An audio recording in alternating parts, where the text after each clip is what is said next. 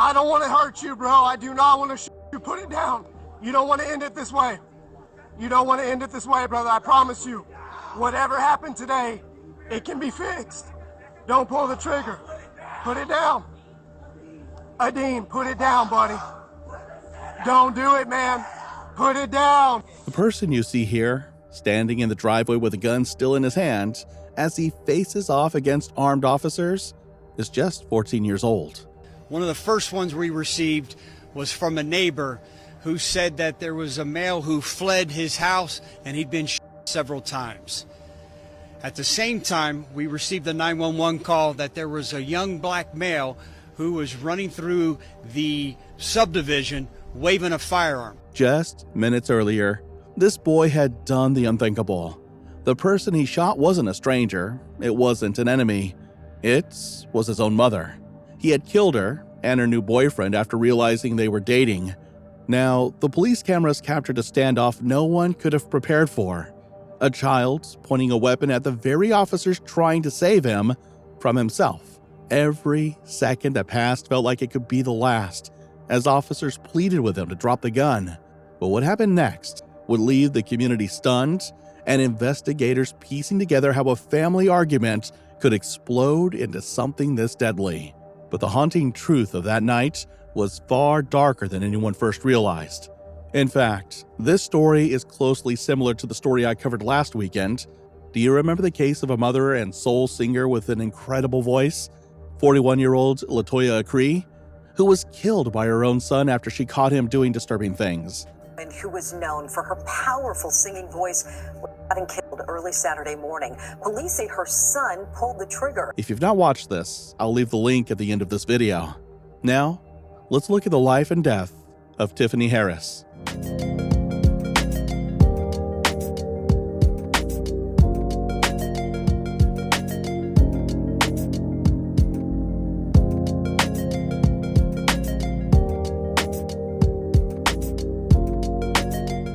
In Riverview, Florida, Tiffany Harris was known as the kind of woman who left an impression wherever she went. Born in 1984, Tiffany was 39 years old when tragedy struck her family. She lived a busy life, one filled with the constant demands of raising 3 children, but also one infused with joy and a sense of hope for the future. Friends and family described Tiffany as a light, the type of person whose smile could brighten the darkest of days. She wasn't just admired for her warmth, but for her resilience. Tiffany worked hard to provide for her children, balancing multiple responsibilities while always making sure that her family came first. But her life wasn't about luxury or ease. It was about dedication, sacrifice, and love. Those who knew her best said that everything Tiffany did, she did for her kids. But as much as Tiffany loved her children, pouring every ounce of her life into them, little did she know one of them would one day end up taking her life. She carried the weight of being both a caregiver and a provider, and yet somehow still managed to bring joy into the lives of those around her. She embodied what it meant to be a devoted mother, someone who never stopped giving, never stopped trying, and never let her children feel unloved or unsupported. And Tiffany had plenty to look forward to. Her oldest daughter was pregnant, and Tiffany was preparing for a new role in her life, becoming a grandmother. She was overjoyed. She talked about the baby constantly, sharing her excitement with family and friends.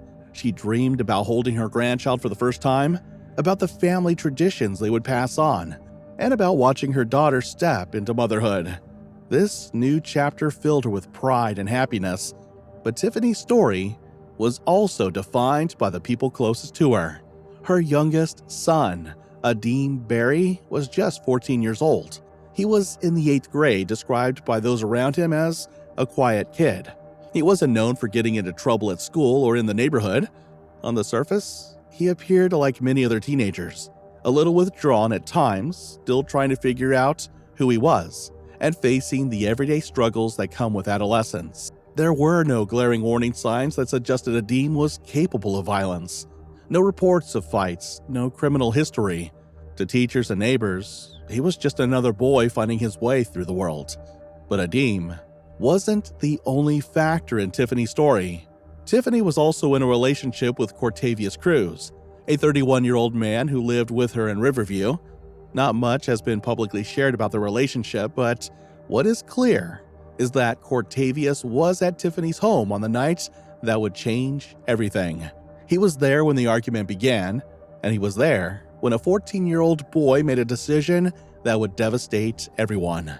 On Sunday, September 10th, 2023, it was a quiet evening in a suburban neighborhood.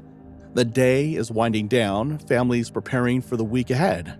But behind the closed doors of Tiffany's home, tensions were rising.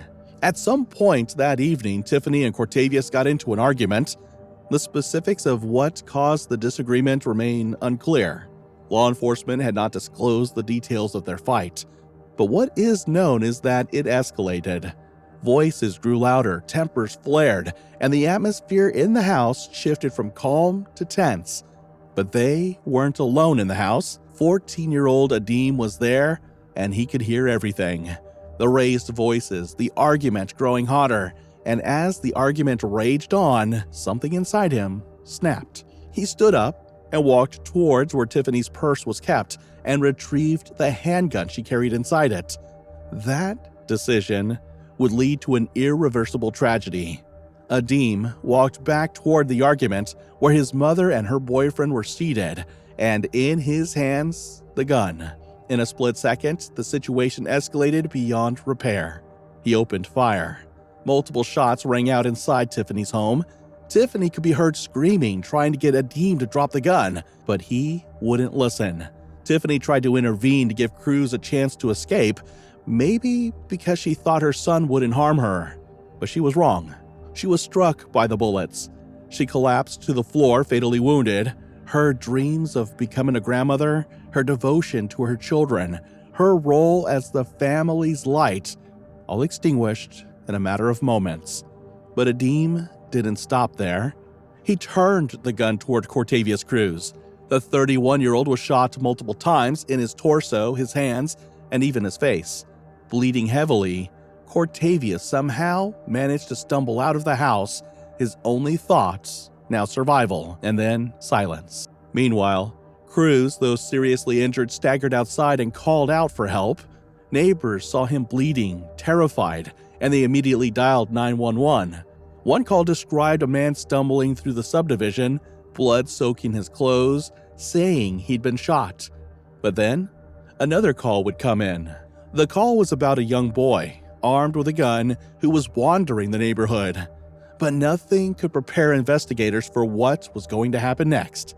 When deputies from the Hillsborough County Sheriff's Office arrived at the Riverview subdivision, the scene before them was like something out of a nightmare. In the driveway of the home stood 14-year-old Adim Berry, and in his hands, the gun that had just taken his mother's life. For law enforcement officers, this was a situation unlike any other. They weren't just confronting an armed suspect, they were confronting a child. The deputies immediately set into motion a de-escalation protocol. They called out to Adim, pleading with him to put the weapon down. Neighbors hiding behind blinds and peering out from windows watched as the tense standoff began. Keep your hands up, Adim. Keep your hands up. Don't go back toward that thing, man. Walk toward me with your hands up. I'm gonna walk you through every process. Please don't pick that back up. Please don't. Hey, one person talking. Please don't pick that back up. I got you, dog. I'm telling you, I got you. Listen to how this will go. If you'll walk out to me with your hands up in the air. When you get to about right here, I'm gonna have you lay down on the ground. My gun is going in the holster. Bet that. It's going in the holster. Adim paced back and forth in the driveway. At times, he pointed the gun at the deputies.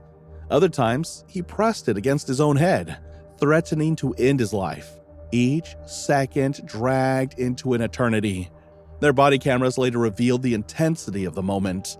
Officers keeping their voices calm, hands outstretched as the 14-year-old paced back and forth. I do not want to shoot you. Put it down. You don't want to end it this way. You don't want to end it this way, brother. I promise you. Whatever happened today, it can be fixed. Don't pull the trigger. Put it down. Adim, put it down, buddy. Don't do it, man.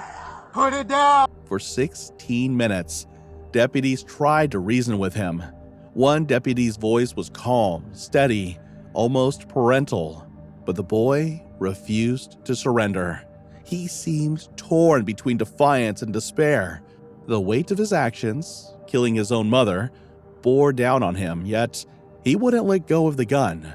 Deputies knew that if they rushed him, tragedy would multiply, and so they held their ground, trying every strategy to defuse the standoff.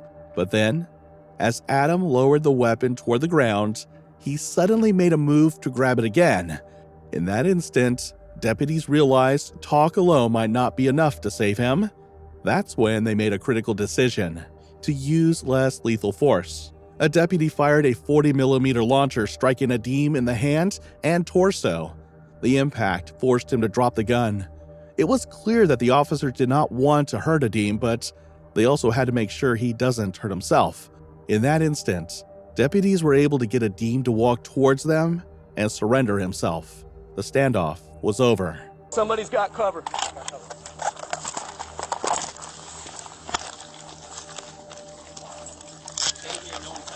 All right. Hey, I was all the way down. Have we exfilled from that house? Meanwhile, as deputies were negotiating with Adim outside, other officers had to perform a dangerous rescue. Cruz, who had collapsed in a driveway, was bleeding from multiple gunshot wounds, despite the risk that Adim could still fire from the driveway. They were able to carry Cruz, though critically injured. He was rushed to the hospital. Doctors would later confirm that he had been shot 5 times, but he had survived. Inside the home, deputies discovered Tiffany Harris's lifeless body. Despite their best efforts, there was nothing anyone could do to save her. The community, however, would never be the same. What investigators and the community were left grappling with was far more complex. How could a quiet 8th grader with no prior criminal history commit such an unthinkable act against his own mother?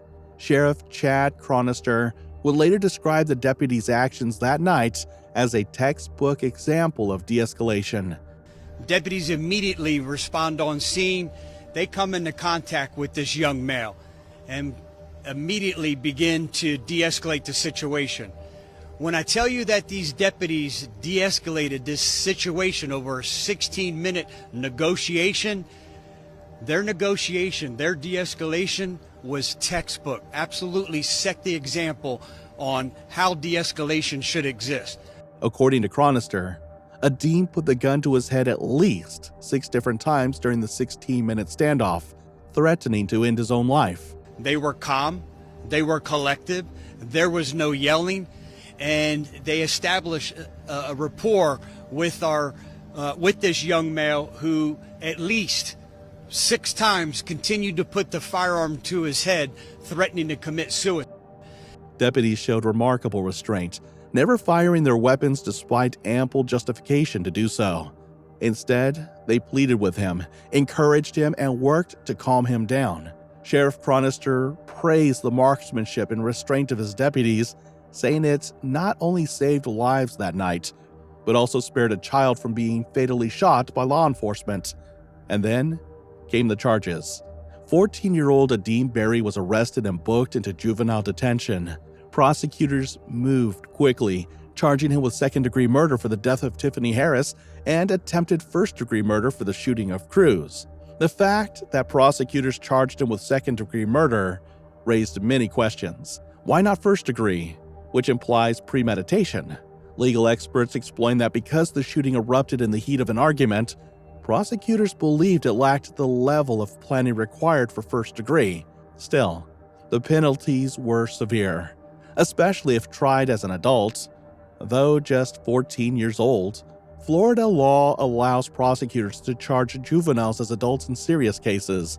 Legal experts began debating whether Adim would face trial as a juvenile or as an adult, a decision that could determine whether he spends years in juvenile detention or the rest of his life in prison.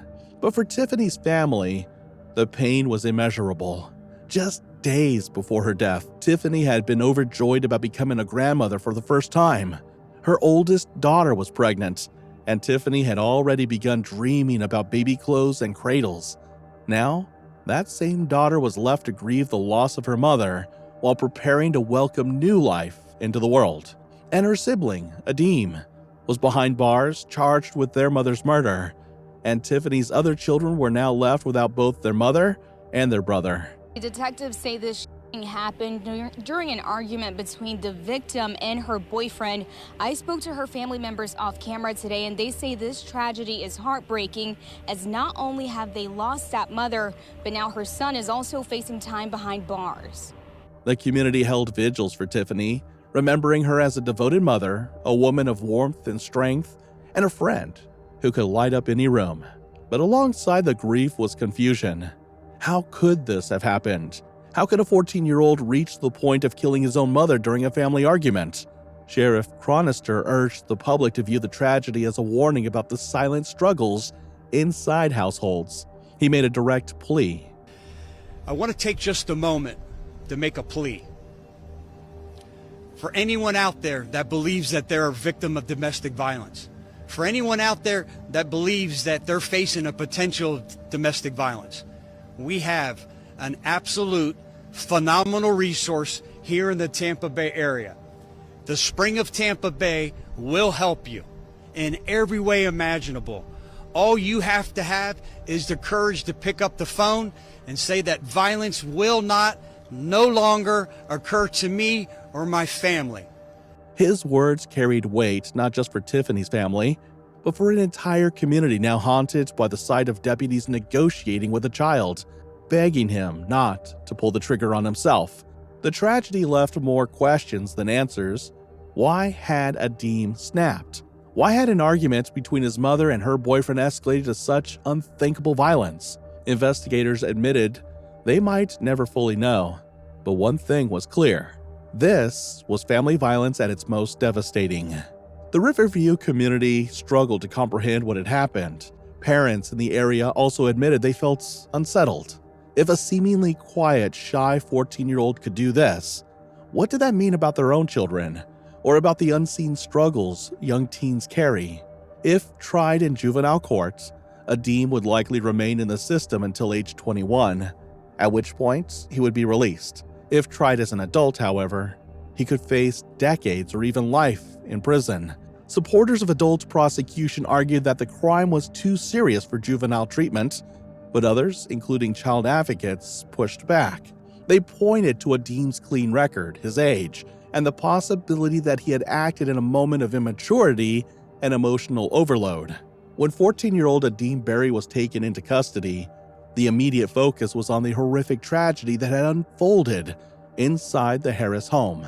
But as the days passed and Tiffany Harris was laid to rest, the case began to shift toward a new, complex question. Should Adim be prosecuted as a child or as an adult?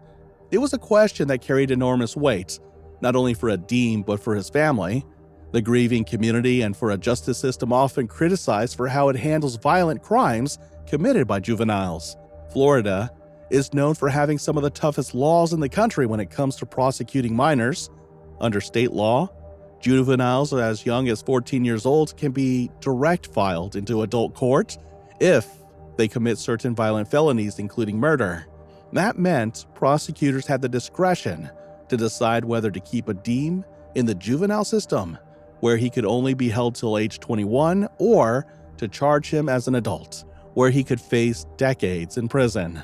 Legal analysts emphasized that Adim's actions went far beyond a heated argument. He had retrieved a gun from his mother's purse, raised it, and fired multiple shots, not once, but repeatedly.